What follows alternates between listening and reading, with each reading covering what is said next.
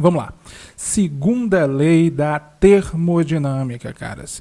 É o seguinte, a segunda lei da termodinâmica vai trazer luz para a gente em uma série de questões que pareciam muito vagas, tá? Por exemplo, as leis, caras, elas são constatações, tá? As teorias que explicam o que as leis observam, tá bom? Então, por exemplo, as 3 leis de Newton são observações da natureza transformadas em equações ou coisas do tipo, tá? A primeira lei e a segunda lei da termodinâmica são constatações verificadas, né, na natureza e transformadas em enunciados ou em equações, tudo bem? Então, vamos lá. O que é que diz a segunda lei da termodinâmica? A segunda lei da termodinâmica tem vários enunciados, tem várias formas diferentes de ser dita, tá bom? Nós temos aqui os 2 principais cientistas que elaboraram, os 3, na verdade, Kelvin e Planck são 2 pessoas, que trabalharam em cima da segunda lei. Ainda está faltando a relação de Boltzmann, está faltando uma série de pessoas aqui que também enunciaram a segunda lei, tá? Mas vamos trazer desses 3 cientistas aqui para a gente saber o que ela diz. A segunda lei da termodinâmica diz o seguinte: o calor não flui espontaneamente de um corpo de temperatura menor para um corpo de temperatura maior, tá? Essa daí é o enunciado de Clausius da segunda lei da termodinâmica. Professor, o que é que ele quer dizer com isso? Ele quer dizer uma coisa que você verifica todo dia, tá? Que é o seguinte: se você tem aqui uma xícara de café quente, por exemplo, a 40 graus Celsius, e você coloca ela em cima de uma mesa, com o tempo ela vai esfriar. Principalmente aí se você estiver na sua sala a 27 graus Celsius, tá? O ambiente. O que acontece? O calor, ele flui espontaneamente da fonte mais quente para a fonte mais fria, tá? E é impossível, de forma também espontânea, tá, que esse calor volte. Ou seja, você tem aí uma xícara que automaticamente, espontaneamente, ela iria aquecer do nada. Tá? A segunda lei, ela proíbe que isso aconteça, tá bom? É uma constatação aí da natureza enunciada dessa forma. A segunda forma já tem a ver com o que a gente estudou, que é o enunciado de Kelvin, mais tarde reformulado por Planck, tá? Que diz o seguinte: é impossível a construção de uma máquina térmica que, operando em um ciclo termodinâmico, tá, em repetições, converta toda a energia recebida na forma de calor em trabalho. Ou seja, é impossível eu pegar o calor da fonte quente, aqui ó, da fonte quente, e utilizar ele integralmente como trabalho.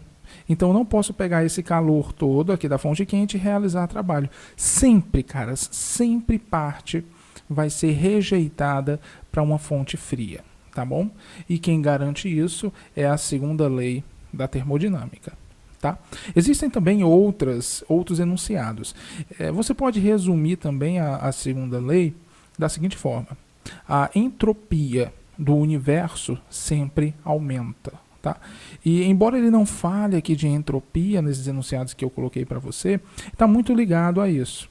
Tá bom? Então vamos lá. Outra coisa interessante aqui sobre máquinas térmicas é a gente falar de rendimento, tá bom? Então, professor, o que seria esse rendimento? Rendimento eu pincelei para vocês em uma questão anterior, mas rendimento é algo bem tranquilo. O rendimento de uma máquina térmica vai ser representado por esse Nzinho aqui da perna comprida, tá? Essa aqui é a letra eta, tá? Vai ser representado pelo eta, o eta grego. Então, professor, como é que eu calculo o rendimento de uma máquina térmica? Bem simples, caras. O rendimento de uma máquina térmica é basicamente o trabalho que ela realiza dividido pela quantidade de calor que ele recebeu. Ou seja, de onde vem o calor que uma máquina térmica recebe? Vem da fonte quente. Então, o rendimento vai ser o trabalho dividido pela quantidade de calor. Tá? Se você quiser em porcentagem, você multiplica por 100. Tá? Aí você vai ter o rendimento na forma de porcentagem. Professor, mas se eu não tiver o trabalho logo de cara, eu sei como calcular, mas tem como eu já deixar essa fórmula pronta para aplicar só o calor quente, o calor frio, por exemplo. Muitas vezes eu só tenho lá a quantidade de calor que foi emitido pela minha fonte quente e aquilo rejeitado e não tem o trabalho. Tem como ter essa fórmula do rendimento só com esses elementos? É possível, totalmente possível. Vamos lá. É bem simples, cara.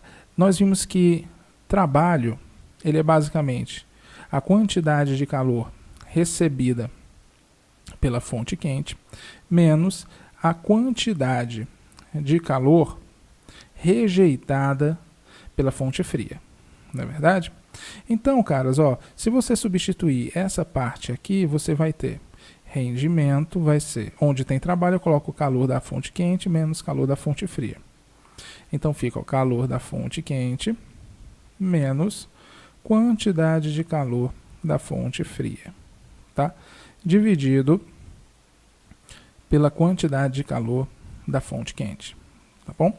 Então nós temos aí que o rendimento vai ser igual. Se eu separar esses dois aqui, vai ficar a quantidade de calor da fonte quente dividido pela quantidade de calor da fonte quente menos quantidade de calor da fonte fria dividido pela quantidade de calor da fonte quente. Eu só fiz separar as duas partes de cima, tá bom?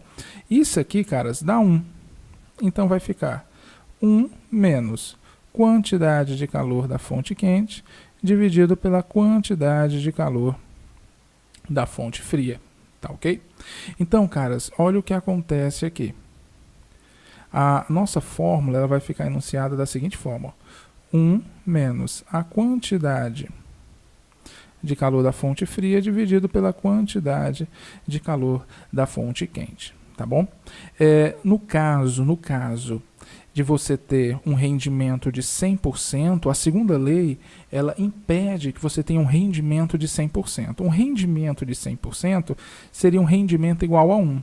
Vamos ver o que acontece se você tiver um rendimento de 100%? Olha só, 1 é igual a 1 menos quantidade de calor da fonte fria sobre a quantidade de calor da fonte quente.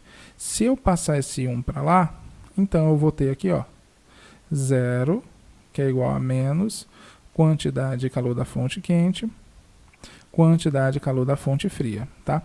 Como a quantidade de calor da fonte quente não pode ser 0, porque ela está no denominador, então quem é 0 é esse cara aqui. Ou seja, dizer que o rendimento é de 100% quer dizer que nada foi rejeitado para o ar, tá bom? E sempre é rejeitado, a gente observa, tá? Virou uma lei, então isso aqui é falso, tá bom?